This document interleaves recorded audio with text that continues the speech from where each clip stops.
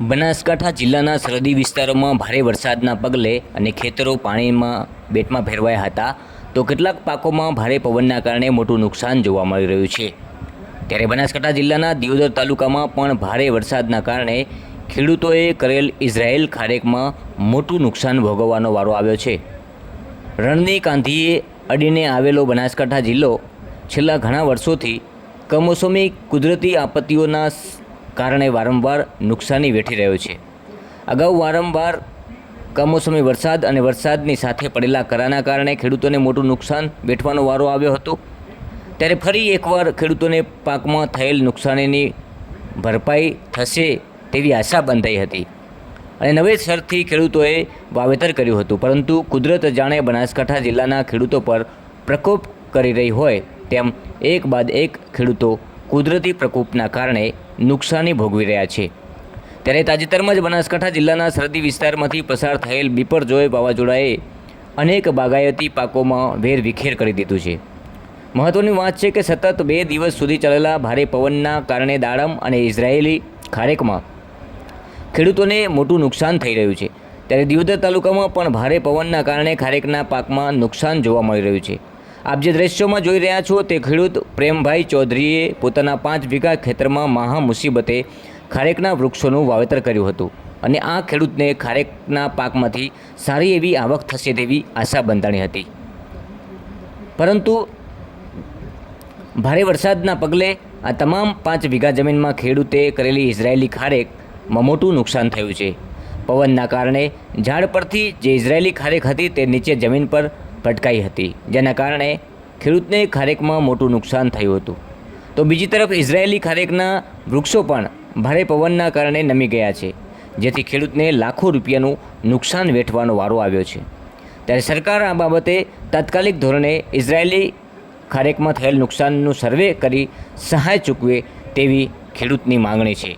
બનાસકાંઠા જિલ્લામાં બિપરજોયે કહેર મચાવ્યો છે, ત્યારે ઘણા સમયથી બનાસકાંઠાના અનેક વિસ્તારમાં બાગાયતી ખેતી શરૂ કરવામાં આવી છે અને બાગાયતી ખેતી થકી ખેડૂતો હવે પગભર થઈ રહ્યા છે, પરંતુ ક્યાંક ને ક્યાંક કુદરતી આપત્તિ આવે અને ખેડૂતને પાયમાલ બનાવે એવા દ્રશ્યો સર્જાયા છે। આપ જોઈ રહ્યા છો અહીંયા મબલખ પાક મેળવીને સતત કમાણી કરતા એક જાગૃત ખેડૂતે પોતાના ખેતરમાં ઇઝરાયેલી ખારેક તો વાવી, પરંતુ આ દ્રશ્યોમાં જે નજરે પડી રહ્યું છે એ મોટું નુકસાન છે અને આ નુકસાન વેર્યું છે બિપરજોય વાવાઝોડાએ।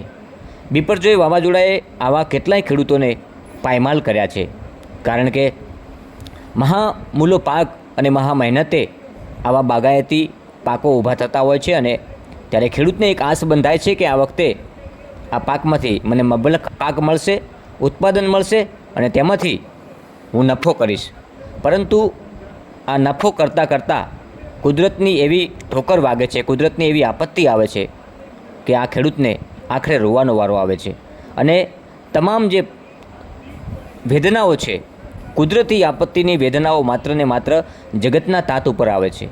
આપ જોઈ રહ્યા છો આ દ્રશ્યમાં જે ખેડૂતે મોટા પ્રમાણે ઇઝરાયેલની ખારેકની ખેતી કરી હતી અને આ ખેતી આખરે વાવાઝોડાએ બગાડી દીધી છે।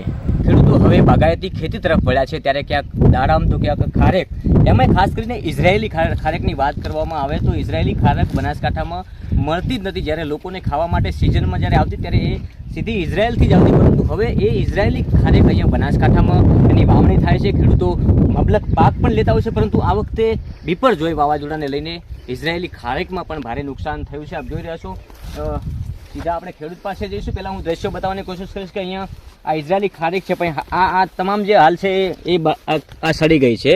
અત્યારે દેવ આ દ્રશ્ય જોઈ રહ્યા છો, આ સડી ગયેલી છે।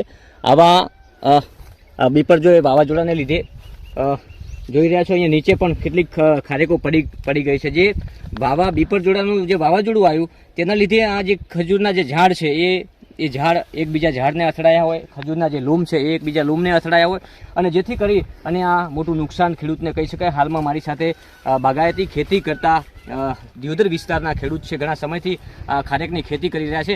શું નામ છે આપનું? ચૌધરી પ્રેમાભાઈ કાળાભાઈ ગામ ભેસાણ. પ્રેમાભાઈ, કેટલું નુકસાન હશે અને કેટલી તમે દર વખતે કેટલું ઉત્પાદન લેતા, કેટલા સમયથી આની વાવણી કરેલી છે અને આ વખતે તમને શું લાગે? 2017થી આને વાવેતર કરેલું છે. 4 વર્ષથી હું આનું ઉત્પાદન લેતો હતો અને આ વર્ષે સારો એવા ઉત્પાદન મળવાની ધારણા હતી, પણ આ વાવાઝોડાના લીધે લગભગ દર છોડ દીઠ 15 કિલો જેવો માલ નીચે પડી ગયો છે અને બીજું બધું વાવાઝોડાના લીધે સ્ક્રેપ થઈ ગયા છે અને બગાડ પણ આવી ગયો છે. તો એના લીધે નુકસાનમાં 2 થી 3 લાખ રૂપિયાનું નુકસાન આ વર્ષે થશે એવી ધારણા છે મારી. શું અપેક્ષા સરકાર પર? હવે સરકાર આના વિશે કંઈક સર્વે કરે અને કંઈક વળતર આપે એવી અમારી માગણી છે. જોયું તમે કે ખેડૂતો સરકાર પાસે અપેક્ષા રાખી રહ્યા છે અને હાલમાં જે બિપરજોય વાવાઝોડાએ જે સમગ્ર જિલ્લામાં કહેર મચાવ્યો છે, બાગાયતી ખેતી હોય કે પછી બીજી અન્ય ખેતીઓ હોય, તમામ ખેતીઓમાં વાવાઝોડાએ ખૂબ ભારે મુશ્કેલીમાં મૂક્યા છે જગતના તાતને અને ક્યાંક ને ક્યાંક હાલ સહાયની માગણી કરી રહ્યા છે, કારણ કે મોટો મબલક પાક લેવાની તૈયારી હોય છે અને ત્યારે જ આ ભગવાને જે કોળિયો છીનવ્યો છે. એટલે હવે જગતના તાતની આશા સરકાર ઉપર છે. સરકાર પાસે અપેક્ષા રાખી રહ્યા છે કે સર્વે થાય અને આ જે બાગાયતી ખેતી છે એમાં જે ખેડૂતોને નુકસાન થયું છે એની કંઈક અંશે ભરપાઈ થાય. રાજગજ્જર, બનાસ તક.